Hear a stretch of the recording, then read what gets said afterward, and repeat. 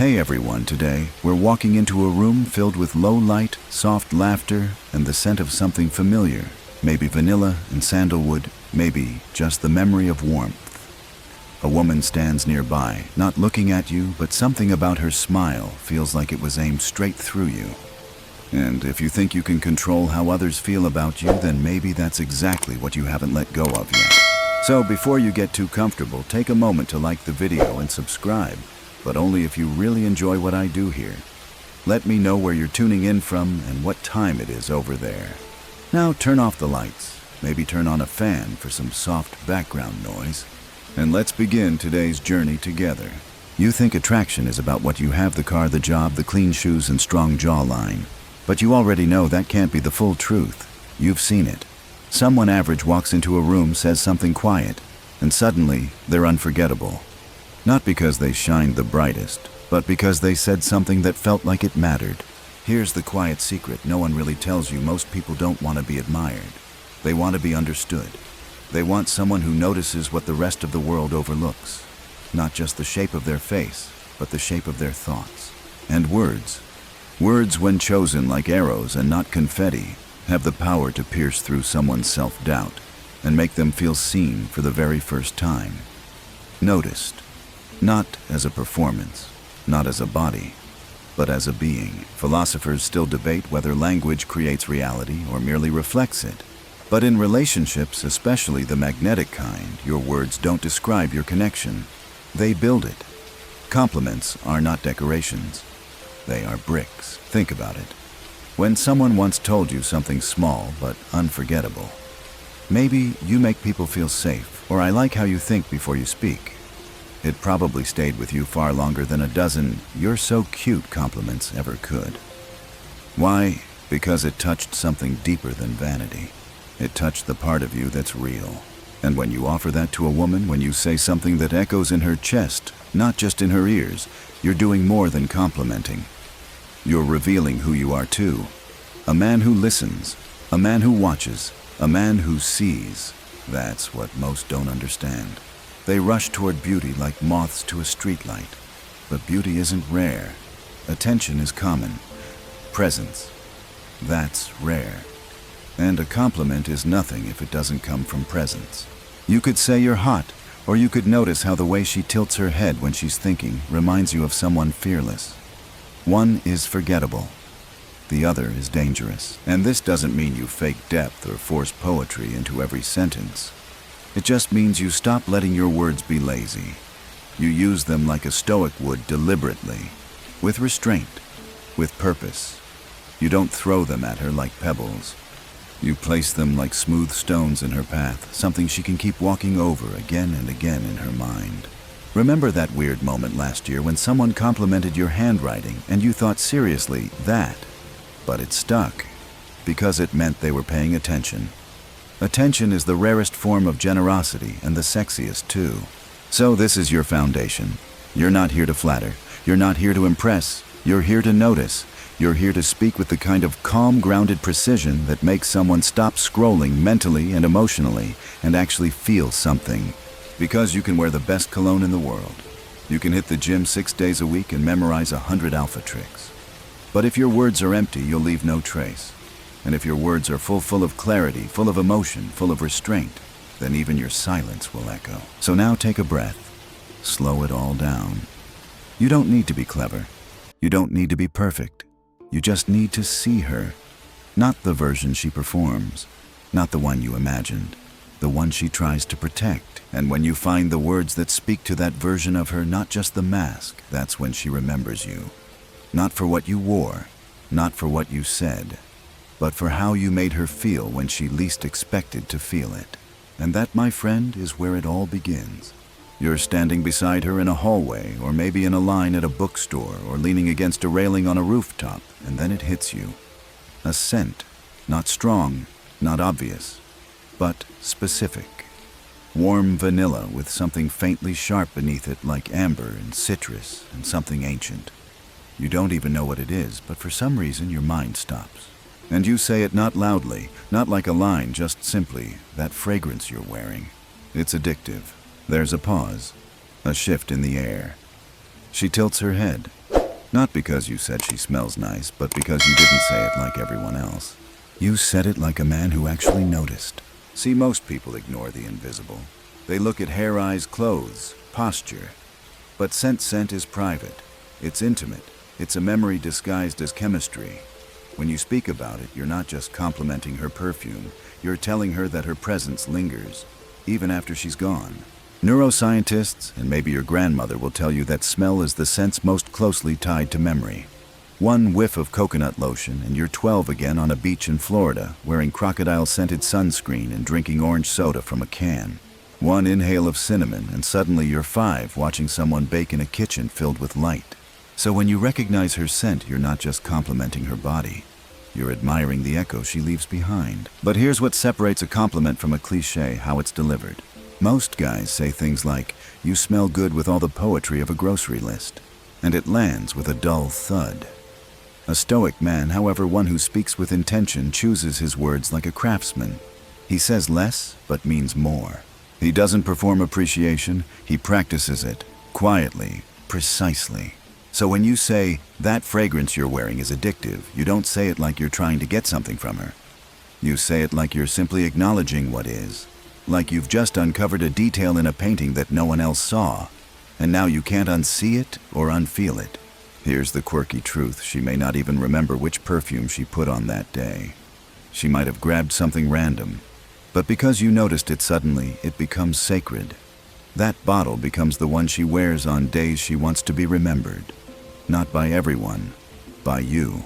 And the next time she smells it, even alone, she'll think of that moment. That pause. That sentence. That's not seduction. That's memory engineering. You're not just appealing to her sense of smell.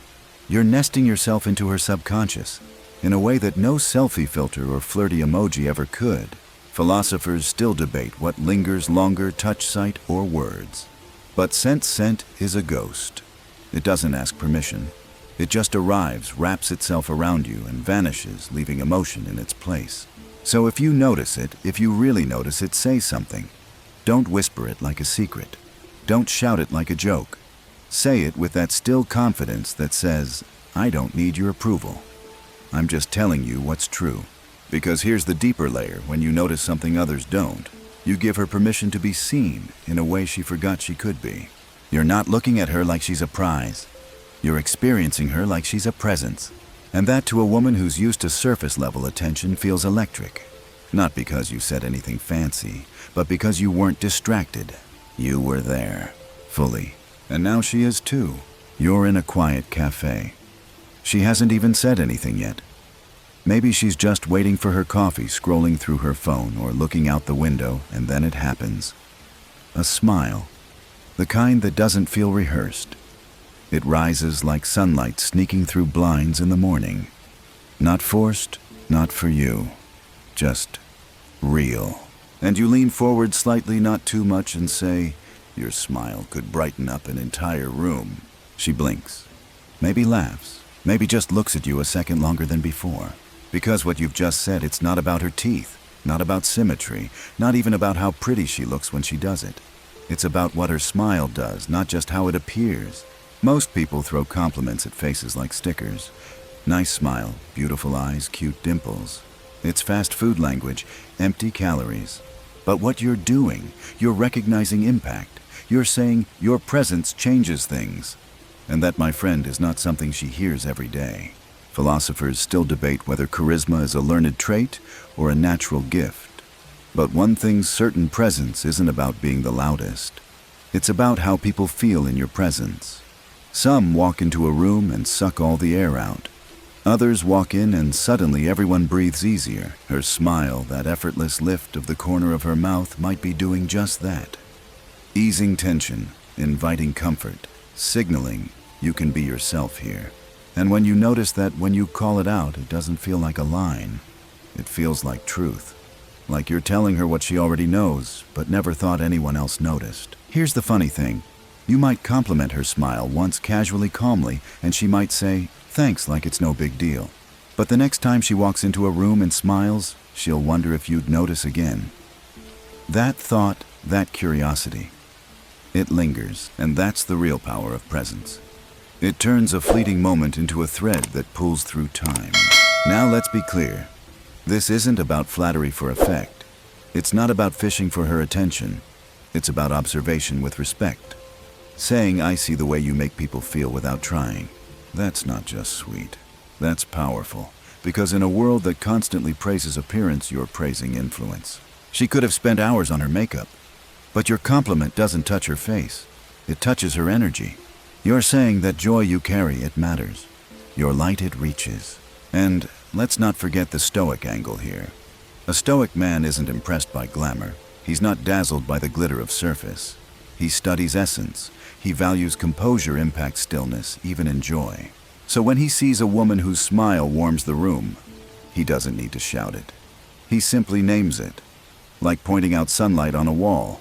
You don't need to exaggerate it. You just need to make her aware that you noticed it. And maybe the next time she smiles, she does it knowing that someone out there sees not just her expression, but her effect. You can't fake that kind of compliment. It only works if you mean it. So don't say it unless you do. But when you do, say it once. Clearly, simply, like someone who's not trying to earn her smile. Just appreciating it.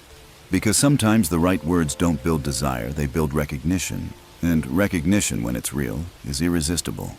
You're talking the two of you, and there's that moment, the kind that usually slips by unnoticed. She mentions something unpopular, or tells a story that's not curated for social media. Maybe she rolls her eyes at a trend everyone else is worshiping, and you see it, the glint of realness. And instead of nodding politely, you say, "I love how real you are." You don't try to fit in. You're just you. She freezes just a beat. Not because she's offended, but because you touched something she's quietly protecting. See, in a world addicted to image, being real is a radical act. Most people don't realize how exhausting it is to keep the performance going. The perfectly filtered posts, the agreeable opinions, the acceptable outfits. Everything curated to avoid criticism, to blend in, to stay safe. But some people, rare ones, step outside of that. Not because they're rebellious, not because they need attention, but because they're tired of pretending. And that kind of authenticity, it costs something.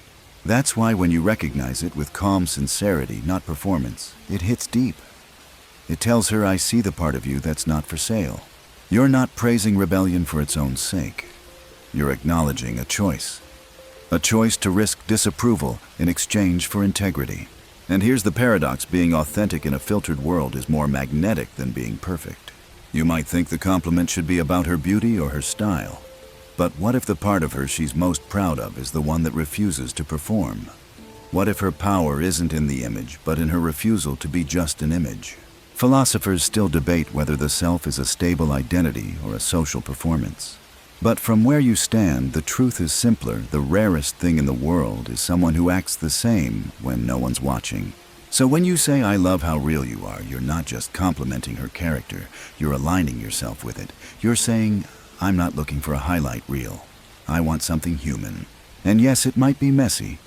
Unfiltered people don't always say the right thing. Their humor might be weird, their stories might be raw, their edges might be sharp, but it's real. And when you tell her that you see it, that you like it, you give her permission to stay that way. Not everyone wants that responsibility. Some guys want easy. They want polished, predictable. But you want honest. Because honest people are the ones you can build something with. The stoic man doesn't crave comfort. He respects truth. And truth is rarely smooth or symmetrical. It's crooked, humble, brave. So when you compliment her authenticity, you're not being romantic. You're being philosophical. You're honoring a core stoic value, the courage to be oneself in a world that rewards imitation. And maybe she shrugs and laughs it off. Maybe she says, "I'm just weird." But make no mistake, she heard you. And the next time she thinks about whether to bite her tongue, smooth her opinion, or dim her edge, she'll remember you didn't ask her to be softer. You told her that her sharpness is what makes her unforgettable. So say it once. Say it without overthinking. You're real, and I like that.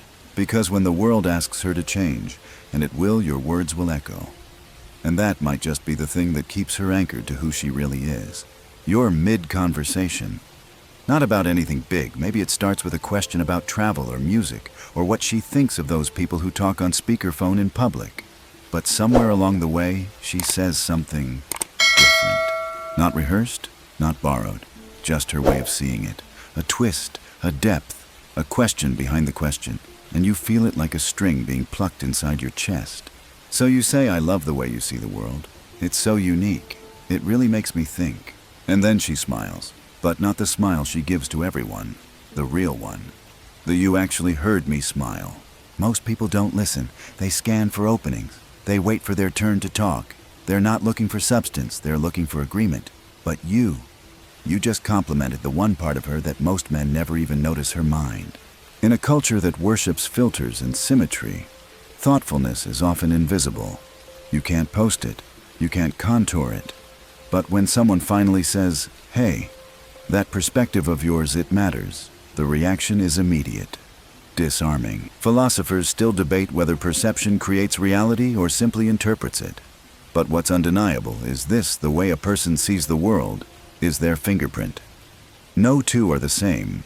So when you tell her you admire hers, you're not just complimenting her. You're stepping into her mental world and saying, I like being here. Here's the quirky part. You don't have to agree with her take. It might be bizarre or a little offbeat, like believing cereal tastes better with warm almond milk, or that movies should always end ambiguously. But what matters is that she's thinking. She's questioning. She's awake. And that's rare. Most people repeat. They echo the loudest voice. They scroll and absorb and mimic. But she's doing something else. She's filtering the world through her own logic, her own story. That takes courage. That takes clarity. So when you tell her that her view challenges you, it's not just sweet, it's intimate. Because intellectual respect is emotional attraction in disguise. And you don't need to turn it into a grand speech. You just say it like you mean it, calmly, no fanfare. Like someone who isn't surprised that a woman can be beautiful and wise at the same time, just grateful to be in the presence of both. A stoic man doesn't chase distraction. He searches for insight.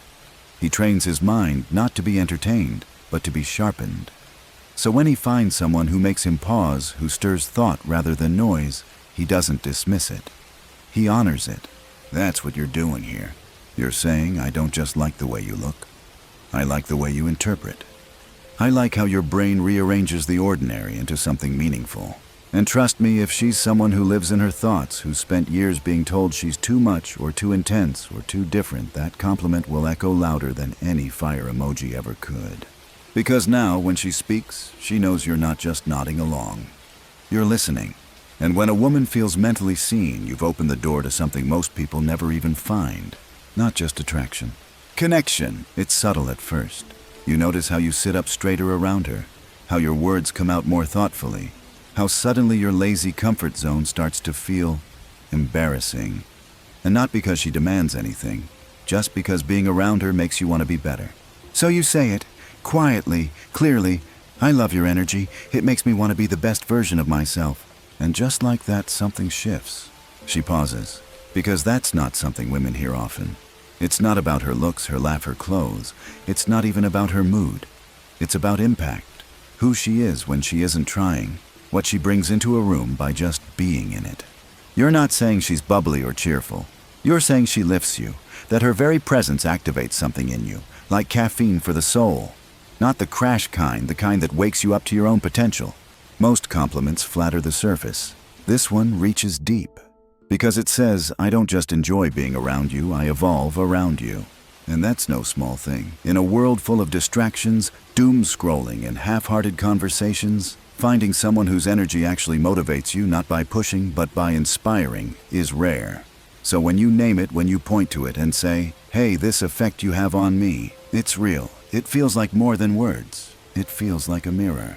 Philosophers still debate the nature of influence. Is it conscious, or does it live in the shadows of behavior? But you already know the answer.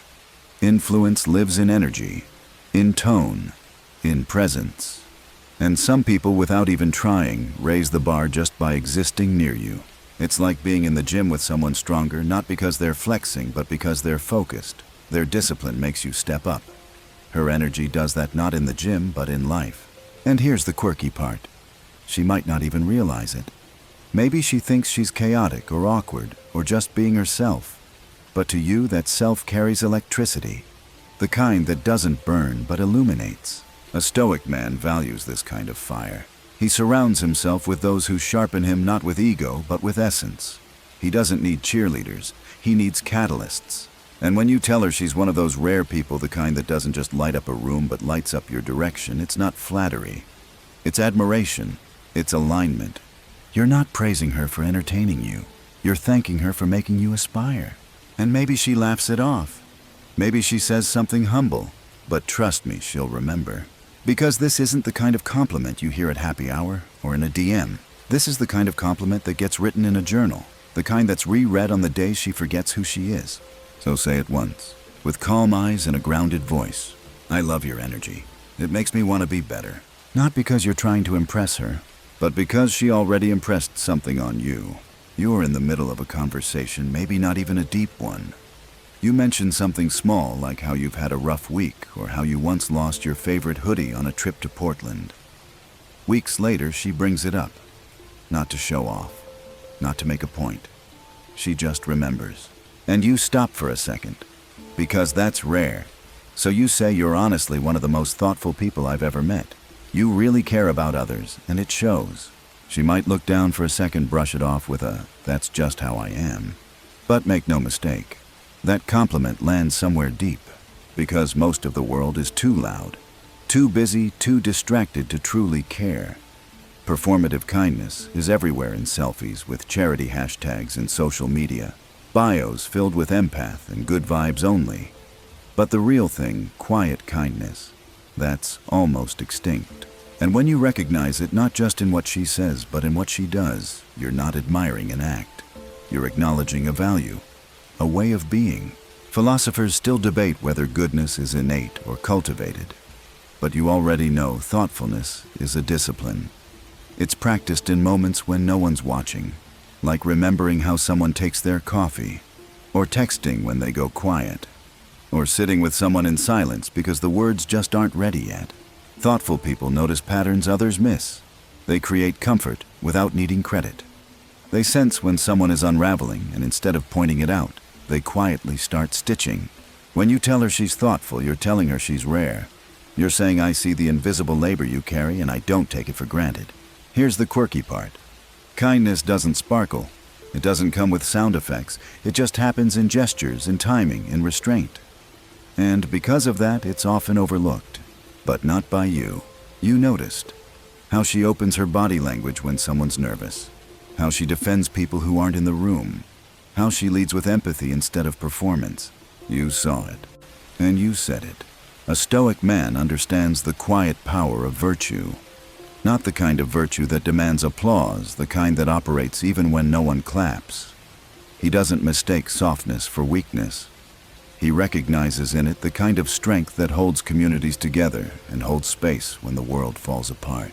So, when he meets a woman who does that, who lifts without lifting her voice, who heals just by showing up, he doesn't just admire her beauty. He honors her integrity. And when you say to her, it shows you're confirming something she may have wondered her whole life, does anyone even notice? Now she knows. So don't say it with a flourish. Say it plainly. Say it like a man who doesn't just notice appearances but recognizes character. You care, and it shows. Because in a world that praises surface, the man who sees the soul, that's the one she never forgets. You're sitting across from her, maybe in a cafe, maybe on a park bench, maybe in a quiet car after a long day. She's not bragging. She's just talking. About her next steps, her late nights, the way her brain refuses to let her coast. There's a gleam in her eyes that isn't just enthusiasm, it's fire. And you say it, I love how driven you are. Your sense of purpose is seriously inspiring. She blinks, not flattered seen. Because that's not the compliment most women get. They're told they're beautiful or fun or a vibe. But this isn't about her entertainment value. This is about her mission. And missions aren't cute, they're sacred. In a world where ambition is often framed as arrogance, especially for women to have it recognized without fear, without judgment, without agenda. That's rare. That's oxygen. You're not just saying she works hard, you're saying her why moves you. Her willingness to sacrifice comfort for meaning. Her refusal to shrink when the world tells her to quiet down and play small. And the truth is, most men are intimidated by that kind of energy. Not you. You respect it. You honor it. Because you know what it costs to wake up every day with a fire in your chest and no guarantee it'll ever pay off. Philosophers still debate the role of telos, the ancient Greek concept of purpose in a life well lived. But a Stoic already knows without purpose, you drift. With purpose, even pain becomes part of the plan. So when you look at her and say, "You inspire me," you're not placing her on a pedestal. You're standing beside her, saying, "I see you." And I get it. Here's the quirky detail: she probably downplays her own drive. Maybe says she's just trying to figure it out, or that she has a lot on her plate. Because the world has a funny way of telling ambitious women they're too much. But when you admire it sincerely, calmly, without needing to romanticize or soften it, you give her permission to fully be. And make no mistake, this isn't just a compliment. It's a declaration. You're saying, "I want to be around people who build, not people who coast, not people who chase trends, but people who chase meaning." The Stoic man understands this. He doesn't need noise. He needs direction. He doesn't waste time worshiping status. He respects effort, discipline, vision. So when he sees it in someone else, especially in a woman who's spent years being told to slow down, he doesn't try to tame it. He fans the flame. Say it simply. No theatrics, no poetic build-up. "I love how driven you are. You remind me of what matters." That one sentence tells her everything she needs to know, not just about her, but about you. Because when you value someone's ambition, you're not just seeing who they are today. You're holding space for who they're becoming. And that's not just rare, that's revolutionary. There's one more thing. One more truth that most overlook, not because it's hidden, but because it's quiet. You see it when she doesn't interrupt, when she notices the person left out of the conversation, when she holds space for others not by fixing, but by simply being there. And you tell her, "You have this incredible way of making people feel comfortable and truly valued." She may laugh, brush it off, say it's nothing. But you see the flicker in her eyes, like something inside just got permission to exhale. Because in a world that teaches people to impress, she chose to connect. There's no spotlight on emotional intelligence, no award for grace.